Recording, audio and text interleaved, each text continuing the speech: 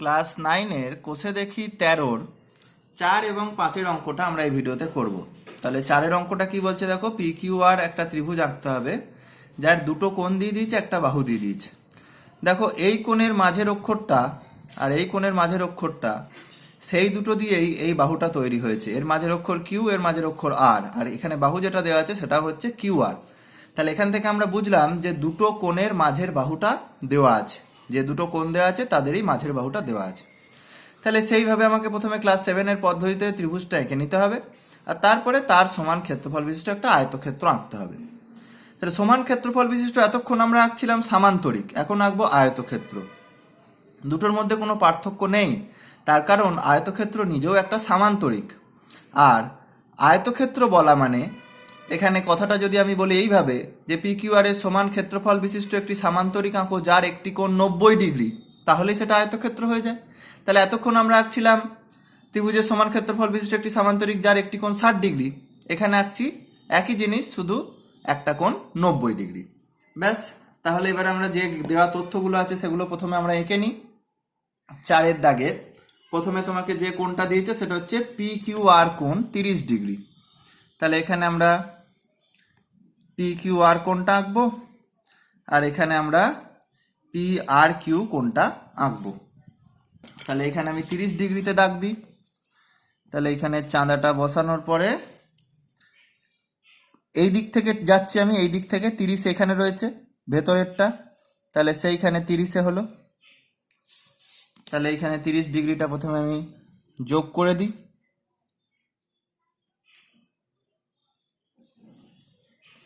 এই কোণটার কি নাম? P Q R. এটা হচ্ছে 30 ডিগ্রি। আর একটা কোণ হচ্ছে 75 ডিগ্রি। 75 ডিগ্রিটা আমি এই দিকে আঁকবো, ঠিক আছে? তাহলে 75 ডিগ্রি আঁকার জন্য দাঁড়াও, চাঁদাটা বসছে না। এখানে চাঁদাটা বসালাম, বসানোর পরে 75 ডিগ্রি এই দিক থেকে কোণটা শুরু হচ্ছে 0, 10, 20 করে এই দিক থেকে 75 হয়ে যাচ্ছে। তাহলে 70 পর 5 ঘর, এখানে 75, ঠিক আছে? তাহলে এটা যোগ করে দিই।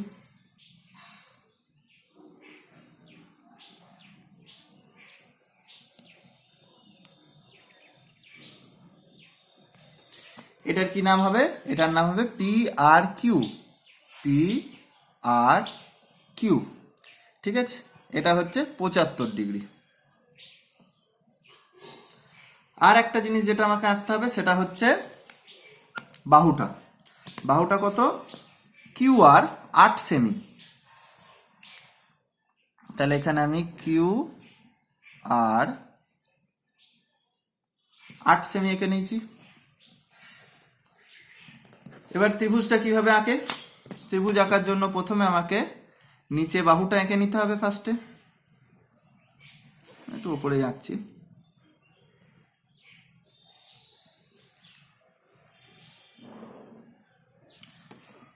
এর একটা সাইডের নাম হবে কিউ। এবার আমি কিউ আর এর মাপটা এখানে মেপে নেব।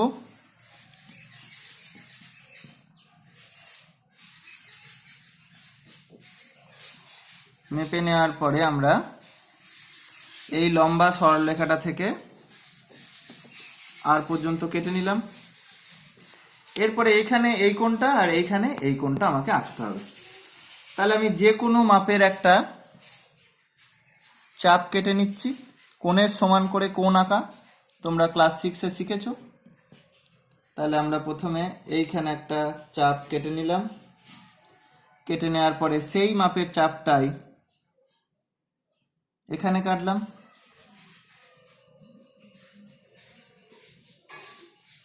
আর কাজের সুবিধার জন্য আমি ওই একই মাপের চাপ এখানেও কেটে নিচ্ছি। এটা একই মাপ হওয়ার কোনো প্রয়োজন নেই, কিন্তু আলাদা মাপ করেও আমার কোনো লাভ নেই, সুতরাং একবারই কাজ কমপ্লিট করে নাও। আর কোনটা ভেতর দিকে হবে, ঠিক আছে? এরপরে আমরা কি করব? এইটাকে মাপবো।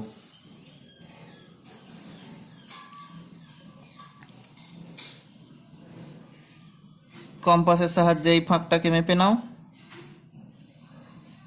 একটু ছোট হয়ে যাচ্ছে,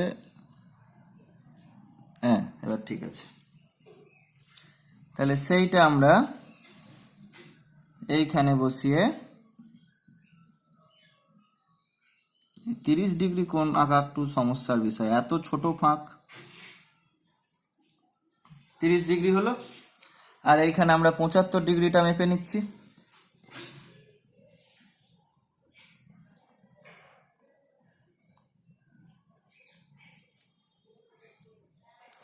পঁচাত্তর ডিগ্রি মেপে নিয়ে এখানে আমরা 75 ডিগ্রি কেটে দিলাম।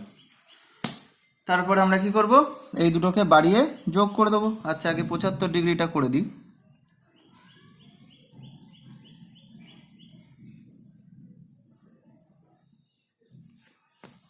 আর এইটার সঙ্গে এইটা বাড়িয়ে যোগ করে দেবো।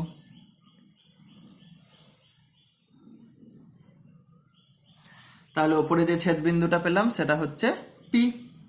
ঠিক আছে, এরপরে আমরা কি করব না, ভূমিটাকে লম্ব সমদ্বিখণ্ডিত করব, কারণ ভূমির অর্ধেকের ওপরই সামান্তরিক বা আয়তক্ষেত্র যাই হোক সেটা ভূমিটার অর্ধেকের ওপর তৈরি হবে। তাহলে ভূমির অর্ধেকের বেশি মাপ নিয়ে একটা এইদিকে কাটলাম, একটা এইদিকে কাটলাম। ঠিক আছে, আর সেই একই মাপ নিয়ে একবার আমি এইদিকে কাটবো আর একবার এইদিকে কাটবো। যেহেতু এখানে আমাকে আয়তক্ষেত্র আঁকতে হবে, তার মানে আয়তক্ষেত্রটা ভূমির সঙ্গে একটা বাহু 90 ডিগ্রি কোণ করবে। আর এই যেটা করেছি এটা লম্ব সমদ্বিখণ্ডক, মানে এটাই ভূমির ওপর লম্ব। সুতরাং এই দাগটাই হয়ে যাবে আমার আয়তক্ষেত্রের একটা দাগ। সুতরাং এই দাগটাকে আমি পুরো সলিড লাইন দিয়ে যোগ করে দিলাম। ঠিক আছে, এইবারে আমাকে কি করতে হবে, মাথায় সমান্তরাল সরলরেখাটা টানতে হবে। তাহলে সমান্তরাল সরলরেখা টানার জন্য আমরা কি করব, এইখান থেকে এইখান পর্যন্ত মাপ নেব। সেই মাপটা আমরা কিউ থেকে এইদিকে কাটবো, আর এইখান থেকে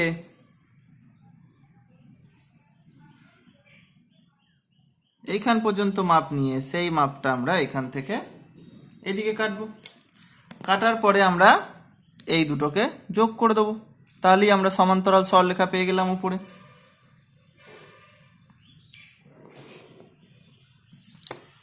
এরপরে দেখো, সমান্তরাল সরলরেখার একটা সাইড পেয়েছো তুমি, এদিকটার উপরেও আয়তক্ষেত্র আঁকতে পারো, এদিকটার উপর আঁকতে পারো। এদিকটার উপরে আঁকলে এই দাগটার গায়ের উপরে চাপবে, দরকার নেই, এইদিকে আঁকছি।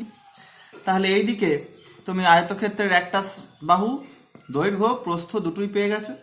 এরপরে আর কিছুই কাজ বাকি নেই, শুধু এই ওপরের এই মাপটা, এইখানটা যে এখান থেকে কিউ পর্যন্ত যে মাপটা হচ্ছে সেই মাপটা তুমি এখান থেকে কেটে নাও। কেটে নেওয়ার পরে যে দাগটা পেলে সেইটার সঙ্গে আমরা এটা যোগ করে দেবো, তাহলেই আমাদের কাজ কমপ্লিট।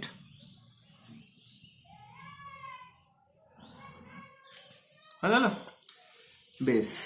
তাহলে কিউ আর এই বিন্দুটার একটা যা খুশি নাম দাও, এম, এটার নাম দাও এন, এর নাম দাও ও। ঠিক আছে, তাহলে আমরা এবারে কি লিখব, যে ত্রিভুজ পি কিউ আর এর সমান ক্ষেত্রফল বিশিষ্ট আয়তক্ষেত্রটি হলো M N O Q, M N O Q. ঠিক আছে, এখানে আর কিছু তোমাকে কন্ডিশন বলাও নেই, আর এইটুকু লিখলেই কাজ মিটে গেল। এরপর 5-এর অঙ্কটা কি হচ্ছে দেখি। 5-এর অঙ্কটা বলছে 6.5 সেমি বাহু বিশিষ্ট একটি সমবাহু ত্রিভুজ অঙ্কন করি। তাহলে এটা খুবই সহজ একটা ত্রিভুজ আঁকা, এরকম ত্রিভুজ খুব সহজেই আঁকা যাবে ক্লাস 7-এ যারা শিখেছো। এবং ওই ত্রিভুজের সমান ক্ষেত্রফল বিশিষ্ট একটি সামান্তরিক অঙ্কন করি যার একটি কোণ 45 ডিগ্রি। তাহলে এইখানে তোমাকে বলেছে 45 ডিগ্রি কোণটা হবে, কিছুই নয়, নিজেরাই করতে পারবে, তবুও আমি করে দেখিয়ে দিচ্ছি। দেখো, প্রথমে আমরা 6.5 সেমি একটা মাপের সরলরেখাটা টেনে নেব, 6.5 সেমি। তাহলে এইখান থেকে শুরু হলো 6.5 পর্যন্ত। ঠিক আছে, তাহলে এটার কোনো নাম তোমাকে দেওয়া নেই, তুমি এবি নাম দিয়ে দাও। আর একটা কোণ আঁকতে বলেছে, সেটা হচ্ছে 45 ডিগ্রি। তাহলে এইখানে কোণটা এঁকে নিচ্ছি আমরা।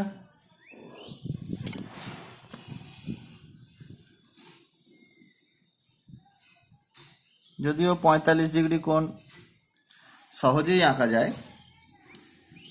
তবুও এইখানে আমরা 40-এর পরে 50-এর মাঝখানে 45 পেয়ে গেলাম।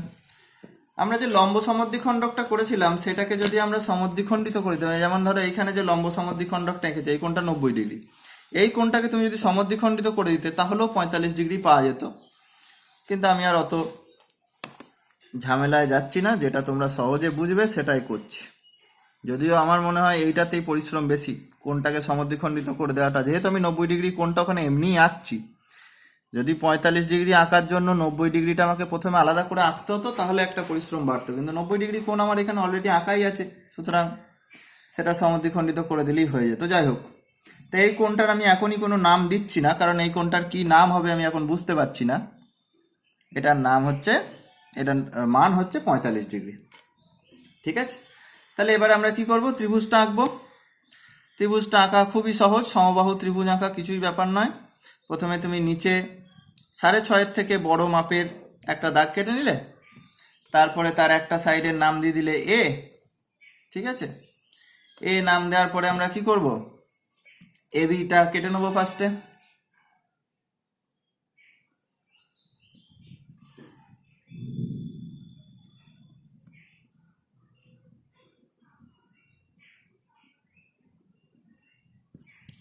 এটা হয়ে গেল আমার বি। এই একই মাপ এই দিক থেকে একবার কাটবো আর একবার এদিক থেকে কাটবো, এটা হয়ে যাবে আমার সি বিন্দু।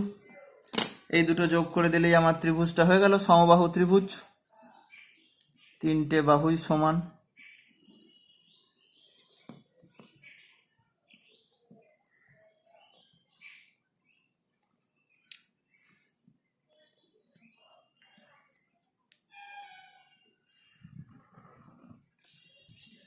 হলো, এরপরে কি করতে হবে, এটাকে সমদ্বিখণ্ডিত করতে হবে, ভূমিটাকে সমদ্বিখণ্ডিত করতে হবে। তাহলে ভূমি, তার অর্ধেকের বেশি মাপ নাও, অর্ধেকের বেশি মাপ নিয়ে একবার ওপরে একবার নিচে, আবার এইখানে বসিয়ে একবার নিচে আর ওপরে। এই দুটোর মধ্য দিয়ে আমি যখনই দাগটা টেনে দেবো সেটা হয়ে যাবে লম্ব, কিন্তু আমাদের এখানে কোণটা তো 45 ডিগ্রি বলেছে, সুতরাং এই লম্বটাকে আমার সলিড লাইন দিয়ে যোগ করার কোনো দরকার নেই, এটা শুধু আমরা ডট ডট দিয়ে যোগ করে দেবো, আমার শুধু মধ্যবিন্দুটা দরকার। তাহলে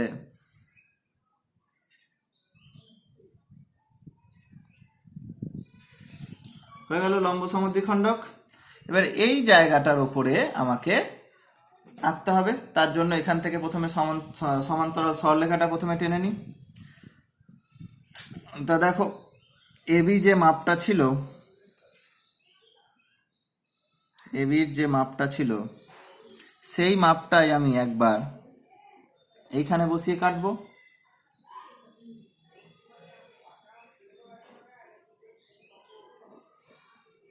আর একবার এইখানে বসিয়ে কাটবো। দুবার মাপার দরকার নেই, কারণ এগুলো একই মাপ। তাহলে এই দুটোকে যোগ করে দিলেই আমরা সমান্তরাল সরলরেখাটা পেয়ে যাব। তাহলে এবি সমান্তরাল সরলরেখা আঁকা হয়ে গেল। এরপরে আমাকে এখানে 45 ডিগ্রি কোণের সমান করে কোণটা আঁকতে হবে। তাহলে 45 ডিগ্রি কোণটাকে আমি ফার্স্টে মেপে নিচ্ছি।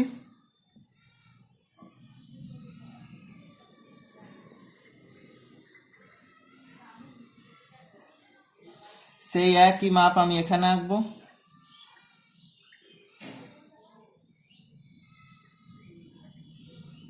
ঠিক আছে, এরপরে আমরা এইখান থেকে এইখান পর্যন্ত মেপে নেব। মেপে নেওয়ার পরে সেটা ঠিক যে বিন্দুটা যখন তৈরি হচ্ছে সেটা সেইখানে মাথায় রাখবে। দেখো এইখানে খুব সামান্য পাশে একটা বিন্দু হয়েছে, সেটা খুব ভালো করে খেয়াল করবে, কারণ এগুলো তো সব নিজের কন্ট্রোলে থাকবে না যে কোন বিন্দুটা কোনখানে তৈরি হচ্ছে। তা সেটা ভালো করে খেয়াল করবে যে কোনটার জন্য কোনটা তৈরি হচ্ছে, সেই বিন্দুগুলো সঠিকভাবে যোগ করবে।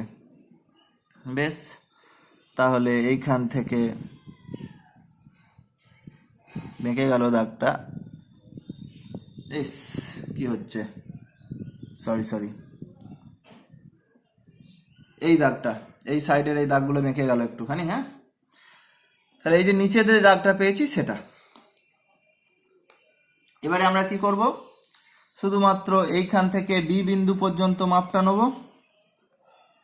বি বিন্দু পর্যন্ত মাপটা নেওয়ার পরে এই যে দাগটা, এটা আমাদের স্ট্রেট লাইনটা, আগের লাইনটা একটু বেঁকে গেছে, এইখানটা হচ্ছে স্ট্রেট, এইটার সঙ্গে এইটা দেবো, দিয়ে বি এর সঙ্গে এই বিন্দুটা যোগ করে দেবো।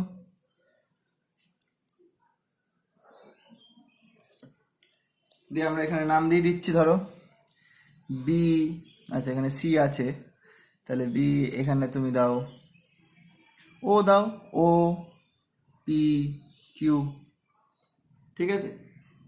তাহলে এখানে আমরা কি লিখবো, এই দাগটা কোনটা বুঝতে পেরেছো তো, এইখানটা একটু বেঁকে গেছে, এখানটা একটু বেঁকে গেছে, নিচে যেটা সোজা যাচ্ছে সেই দাগটা। এটা আবার পেন্সিল দিয়ে আঁকলে মুছে দিতাম, পেন দিয়ে এঁকেছি তো মোছা যাচ্ছে না, ঠিক আছে, আশা করি বুঝতে কোনো অসুবিধা হচ্ছে না। তাহলে ত্রিভুজ এ বি সি এর সমান ক্ষেত্রফল বিশিষ্ট সামান্তরিক হলো বি কিউ, যার একটি কোণ পি ও বি সমান 45 ডিগ্রি। তাহলে এখানটা 45 ডিগ্রি দিয়ে দাও, হয়ে গেল। তাহলে এটা এর পরের ভিডিওতে আমরা 6 আর 7 করে নেবো।